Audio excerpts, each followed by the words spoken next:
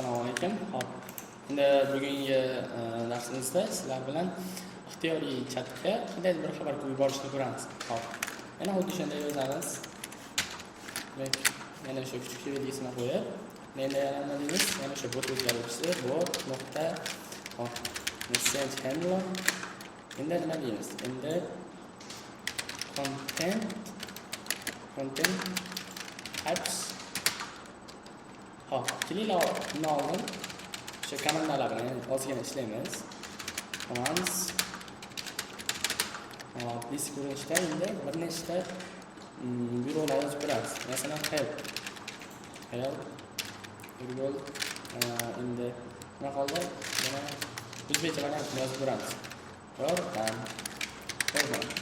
Ana endi bir narsaga e'tibor berishimiz kerakki, hop, mana bu holat uchun bajarishligi kerak bo'lgan kodni, ya'ni funksiyani doim uni pastidan yozib ketishimiz kerak. Uni almashtirib qo'ymaslikka harakat qilinglar, bo'lsa dasturimiz xato ishlashi mumkin va mana buni albatta eng oxiriga olib qo'yishimiz kerak edi. Shu chamaslik uchun past qo'yish. Hop, ana endi ana endi yozamiz. Dev endi nima deymiz? Help deymiz. Funksiyani nomini qoldirib, ana endi agar help yordam kabi komandalar keladigan bo'lsa, bot funksiyasi orqali yozamiz. Bu ana endi nima qilamiz? Nuqta endi reply to deymiz. Reply to turib, unda yana albatta message bo'ladi. Message ichida endi yozamiz. Hop, sizga yordam bera olaman. Yoki yo'q. O'zi help deyapti, yoki boshqacha matn yozamiz. Keyin nima deymiz? Botimizdan foydalanish uchun qo'llanadi. Nish uchun qo'llaniladi. Hop, qanday bir link yozib qo'yamiz. Shu yerga keyinchalik hozir bizda tayyor emas. Keyinchalik yozib qo'yish uchun link deb yozib qo'ydim. Keyinchalik shuni o'rniga link yozib ketamiz. Hop, yana xuddi shunday. Ana endi nima deyishim kerak edi bu yerda, sho'yicha qoluvdi. Hop. Endi ram beramiz. Ram berganimizdan keyin mana hech qanday xatoliklar ko'rinmayapti bu yerda. Endi telegram o'tdi. Start bosib qo'yamiz. O'timiz ishlayapti. Endi keling yordamni yozamiz. Yordam. Start. Menimcha time out bo'lib qoldi. Yo'q. Bu yerda type error qolib ketgan. Agar xatolik ketib ketgan. Aha, mana bu yerga nima yozmaganmiz? Message-da argument sifatida berib ketmaganmiz. Hop, endi yana qaytadan beramiz. Endi yozib ko'ramiz. Start. Ozgina sekin ishlayapti. To'xtatib, boshlayamiz. Ko'ramiz. Aha, mana endi ishlab ketdi. Start. Ishlayapti. Hop, endi yordam. Aha, mana yordam ham ishlayapti. Endi xuddi shu yerda yordam o'rniga boshqa biror bir so'zdan foydalanish mumkin edi. Bu yerga nechta yozsam, ikkita yozaman. Help. Keyin help deb yozamiz. Yana xuddi o'sha matn keldi. Bu yerda nima bo'lyapti? Bu yerda agarda mana shu list qatoridagi list ichidagi biror bir tekst keladigan bo'lsa, ya'ni komanda sifatida keladigan bo'lsa, bizga shu tekst kelgan deyapti. Mana yordam deb yozaman, kelyapti. Lekin yordamni shunchaki yozadigan bo'lsa, mana bizga hech qanday natija kelmaydi, hech qanday xabar kelmaydi. Hop, ana endi hozir bu nima bo'lyapti? Kim qayerda yozilgan bo'lsa, ana shu yerga xabar yuborilyapti. To'g'rimi? Qayerda xabar kelgan bo'lsa, o'sha yerda replay qilib yuborilyapti xabar. Endi istalgan yerga xabar yuborish, ya'ni chatda, birorta istalgan chatga xabar yuborish. Uning uchun nima deymiz? Uning uchun yana shunday xabarlarni ushlab olamiz. Message handler endi nima qilamiz? Keling endi ixtiyoriy bo'lgan qanday bir tekst yozib beramiz. Content types deymiz. Keyin bo'lsa nimaga text shunday bo'ladigan bo'lsa, deb turib, keyin mana shu funksiyani xabar beradi. Albatta, yana bu yerda message degan bitta argument bo'ladi. Va endi nima yozamiz? Bob qoldi. Bob nokta send message. Send message metodidan foydalanamiz. Send message metodi ikkita argument qabul qiladi. Xuddi yuqoridagi o'xshab, ya'ni reply to o'xshab. Chat ID va text. Text nimaga qalam ko'rinishda yoziladi? String ko'rinishda. Chat ID esa yo string ko'rinishda yoki integer ko'rinishda. Kelinglar endi shunga birinchi bo'lib o'zimning ID'imni yozaman. 93 102 60 Ana endi text sifatida qanday xabar yozib ko'raman. Qanday text kelsa, text o'zini ikkiliga qaytarib olamiz. Buning uchun string orqali message deb yozib ko'ramiz hozircha. Hop, ana endi saqladim. Saqlagandan keyin dasturni to'xtataman. Ana endi yana qaytarib beraman. Ana endi yana tekshiramiz. Start ishlayapti. Help ishlayapti. Yordam ishlayapti. Endi qandaydir xabar yozib beraman. Xabar beradigan bo'lsam, mana bunday natija qaytib keldi. Ana endi buni sizlarga topshiriq bo'ladi. Buni yaxshilab o'rganasizlar. Birinchi shunchaki shuni o'zlaringizga yuborib olinglar-da, uni ichida, ya'ni tarkibida nimalar bor ekanligini ko'rib chiqinglar. Hop, message ichida nimalar bor? Masalan, message ID bor, from ichida ID, export, first name, last name, username, shunga o'xshagan. Hop.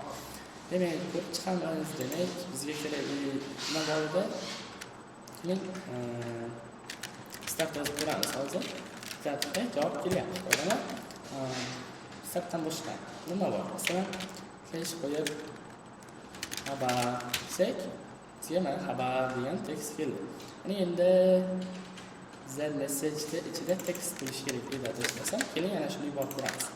Message ichidagi tekst. Ana endi yozib ko'ramiz. Oldin buni to'xtatib qaytarib berishim kerak. Bo'ldi. Ayni xabar bo'lsa, menga mana xabar degan matn qaytdi. Endi xabarni shunchaki yozib ko'raman. Salom. Keyin assalomu alaykum deylik. Mana bizga ham xuddi o'shanday natija chiqdi. Yaxshi. Yomon. Va hokazo. Qanday xabar yozganingizni yozing, bizga o'sha xabarni qaytaradi. Menimcha bu tushunarli bo'ldi deb o'ylayman. Ana endi shu yerda keling bir chiroyli qandaydir matnlarni yozamiz. Buni shunchaki olib qo'yaman. Olib qo'yib, qani endi yozishni boshlayman. Agar if bizda nima edi? Message ichida text bor. Olaman. Text teng bo'ladigan bo'lsa, nima deymiz? Qanday text? Yaxshimiz bo'lsa, nima qilamiz? Yana shu bot nuqta. Endi bizga eng ma'qul demak nima ekan? Reply to message, ya'ni xabar kelgan chatga yuborgan. Rahmat. O'zingiz yaxshimisiz?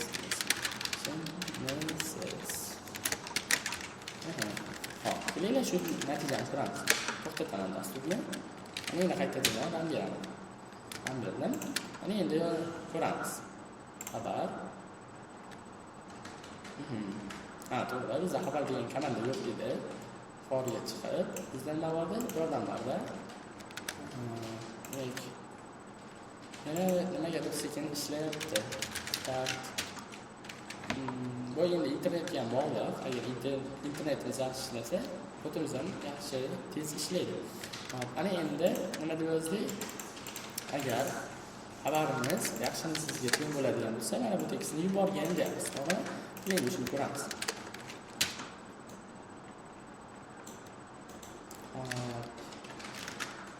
Timeout beryapti. Bu yerda timeout beryapti. Mana connect timeout. Boshqa ham beramiz. Endi yuborib qo'yamiz. Ana endi mana ikkalasiga ham xabar keldi. Rahmat, o'zingiz yaxshimisiz? Ikkita yuborgandik, bizga ikkita natija keldi. Ana endi kelinglar. Boshqacharoq tekst kelsa nima qilamiz? If aks holda agar message text degan bo'lsa, masalan, ana deymiz. Endi keling shu yaxshimisizni degan boshqacha tekstlar yozaylik avval. Developer deymiz. Developer deb unga agar tekstimiz developerga teng bo'ladigan bo'lsa, unga nima deb yozamiz? Unga by virtual edu.uz deymiz. Virtual edu.uz. Endi bu bo'ldi. Ya'ni endi nima deymiz?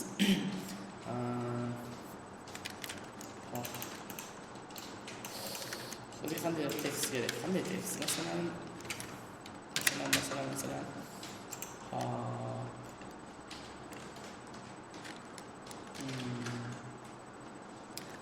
qanday tekst bor? Masalan, biz bu yerga qanday xabar yuborishimiz mumkin? Kelinglar yordam deymiz.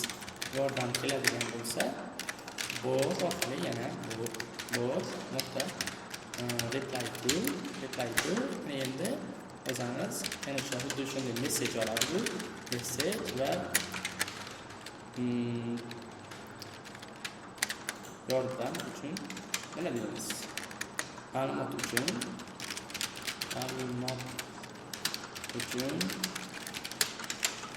help yuborni yuboraman. Yuboringiz. Saqladik. Endi dasturni to'xtatamiz. Ctrl C. Endi boshqatdan beramiz. Bo'ldi. Ana endi yozamiz. Qani? O'timiz ishlayapti ekan. O'sha aytganimdek, ba'zida shunaqa sekin ishlab qoladi.